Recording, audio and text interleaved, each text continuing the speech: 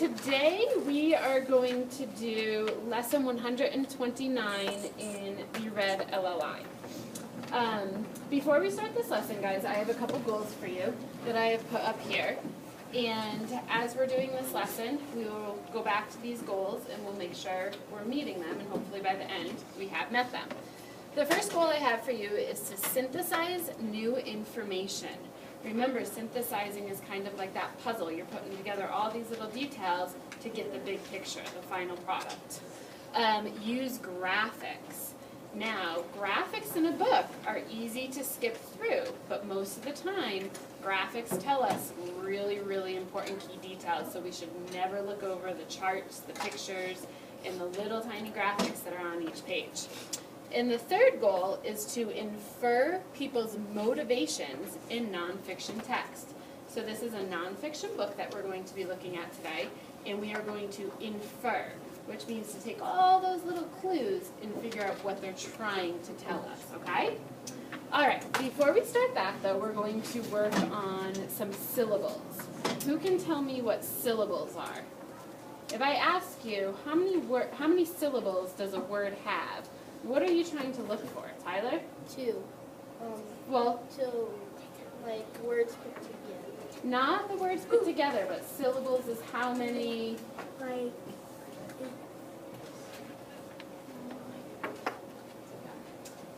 If I give you a word and I say, okay, I would like you to tell me how many syllables this word has in it, what are you going to do? Dylan? Say the word and listen for each sound in it. Not sound, because each letter or letter pair makes a sound. Word. Not word, because it's not a compound word, it's just one word. Each vowel. We've learned a trick that if you count the number of vowel sounds, that tells you how many syllables are in the word. I think you are trying to tell us to split the word in pieces and count it with our hands. Very good. So how many different parts are in that word? So if we say the word pizza, we could clap it. We could say pizza, 2 syllables. We can do the chin trick. Pizza, 2 syllables. We can snap it. Pizza. You're kind of hearing that rhythm. And eventually you're just going to be able to look at the word, read the word, hear the word in your head, and say, oh, 2 syllables, okay? So the first word we have, I'm going to write it on my board, and then I would like you to write it on your board, is the word hectic. Hectic. I'm writing it on my board, and then I would like you to write it on your board. And I would like you guys to say the word, write how many syllables this word has in it, and then draw a dash like this, separating the 2 parts.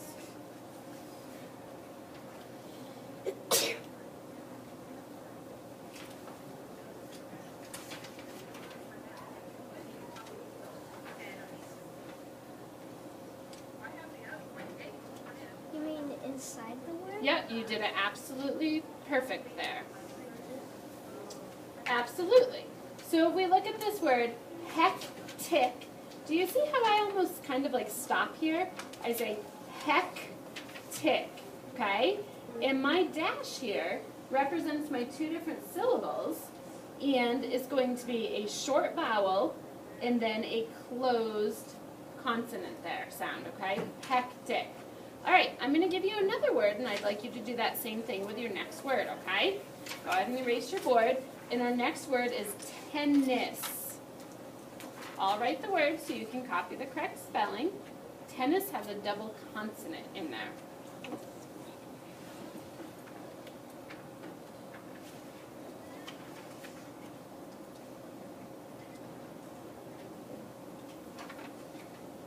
Can we do the same thing? Do your slash where the second syllable is going to be. In between syllables, sorry. Okay, so do you see that again? We have the short vowel consonant, and we have tennis. Tennis. Do you guys know why we're doing this? What is the importance of us doing this? If I asked you guys to write the word tennis, I'm almost positive all of you would only draw or write it with one N. However, if you guys were to actually break it down syllable by syllable, you would actually write the word tennis. Because it's not ten-is, it's tennis, right? So if we slow down, it helps you spell the words. You're absolutely right. It sounds like one, but it's Right. actually two. Go ahead and erase, and we are going to do letter.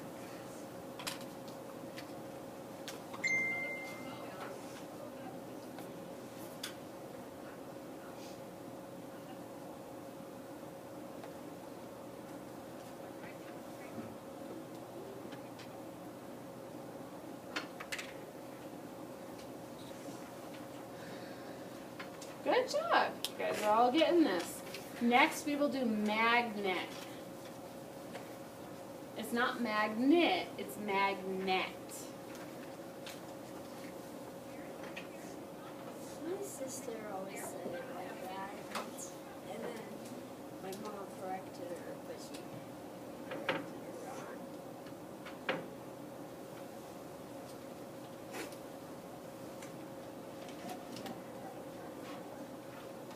Good job. We have vowel, consonant, and then we have our next syllable. Okay, I'm going to try to trick you on this last one. Ready? This next word is index. See if you can figure out where we put our syllable slash. Index. Ooh, I know. Ooh, I like it. Timmy's even spelling it with a little bit of a space to put that in there because he, as soon as he writes it, knows. And this helps you spell it, right? Yeah. You chunk the word. Ooh, Dylan, when we say it, do we say index or do we say index? There you go. Good job. So remember this when you're reading, when you're writing. Yes, Paola? Well, I know that like when you have like a word that says in, Mm-hmm. you don't like put you don't like put a dash where the three letters, like you put a dash where in. Right, very good. Okay? All right, go ahead and erase your boards. Let's put our boards in a nice pile in the middle. Put our markers here.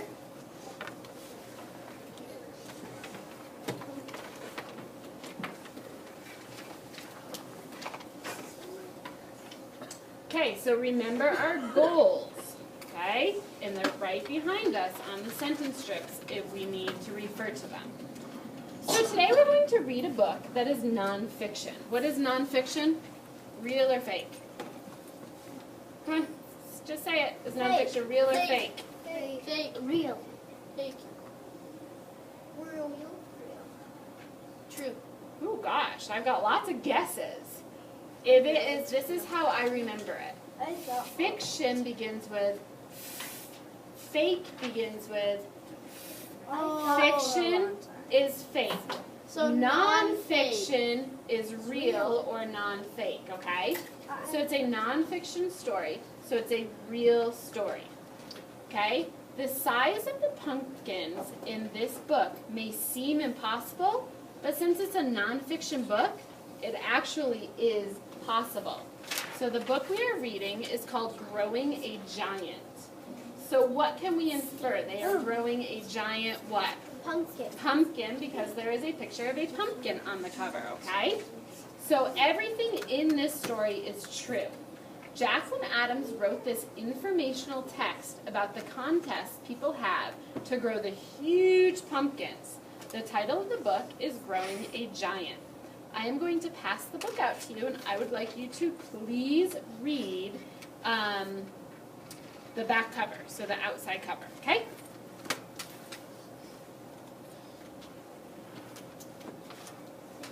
You're welcome. Back cover, Corey.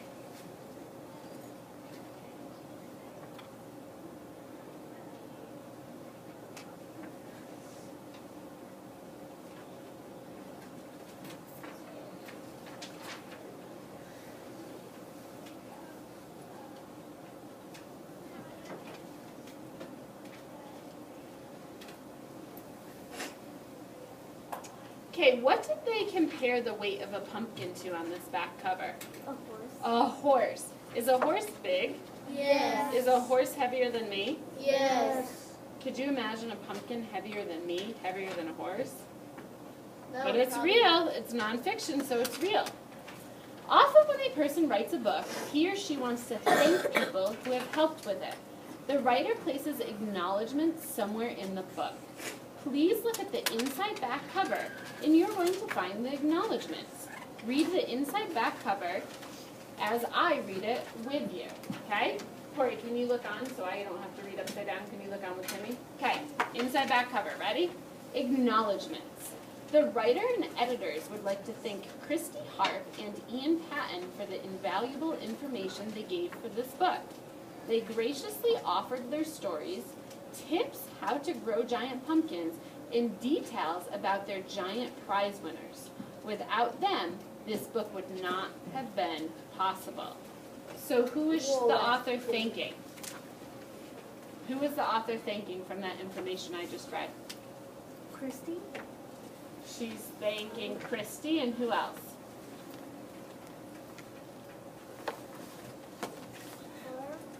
That's her last name, Christy Harp and Patton. Ian Patton. So she's thanking two people, okay? You guys doing the movement, and you guys waiting to do the movement, I need you back at your desks working on the menus, okay? We don't just wait there, okay? You guys need to be getting your work done. Thank you. The two people the writer thanked are actually prize winners. They grew the largest pumpkins for the contest they entered. It is helpful to know that the writer talked to the people who grew the pumpkins. Okay. When you read an informational text, it's important to feel confident that the facts are true. So lots of you guys are still on this back page and you're seeing this really big pumpkin. And you may think, that's not true, this is make-believe. But you guys need to be confident that she is presenting us with real facts, and we should feel more comfortable that she's actually gotten a lot of her information from people that have actually entered the contest, right? Okay. I can believe these kind of pictures now because I watched a video. Okay, so you have prior knowledge about it. Like pictures that are real of giant things. Very good. Like Okay. giant Great Danes. Very good. Those are I need you guys to stand up and do 5 jumping jacks and then sit right back down.